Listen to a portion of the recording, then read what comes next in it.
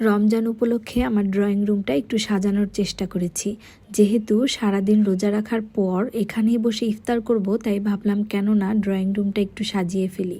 অনেক দিন ধরে আড়ং থেকে টুকটাক করে রমজান উপলক্ষে বেশ কিছু জিনিস কিনে রেখেছিলাম, তো আজকে এক এক করে সব কিছু দিয়ে সাজিয়ে ফেলবো। ঘর সাজাতে কার না ভালো লাগে। সারাদিন ক্লান্তির পর একখানা সুন্দর ঘরই তো সব ক্লান্তি কিন্তু দূর করে দেয়।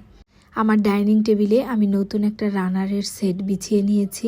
এরপর টুকটাক প্রয়োজনীয় জিনিস আমি ডাইনিং টেবিলের উপর রেখে দেব। খেজুর ডাইনিং টেবিলের উপরই রাখার চেষ্টা করছি, যাতে ইফতার এবং সেহরিতে একটা খেজুর খাওয়া মিস না হয়। আমাদের নবীজির সুন্নত হলো খেজুর খাওয়া।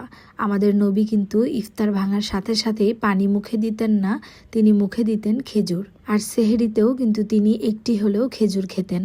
তাই তো নবীর উম্মত হিসেবে আমাদেরও সবার চেষ্টা করা উচিত সেহরিতে এবং ইফতারে খেজুর খাওয়া।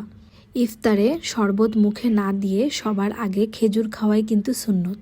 সারা বছর যেমনই কাটুক না কেন, এই মহামান্বিত রমজান মাসে সুন্নতগুলো আদায় করতে কিন্তু ভুলবো না। ছোটোখাটো সব ধরনের সুন্নতের দিকেই আমাদের খেয়াল রাখা উচিত। আর ফরজ ইবাদত তো বাধ্যতামূলক, ওটা তো করতেই হবে।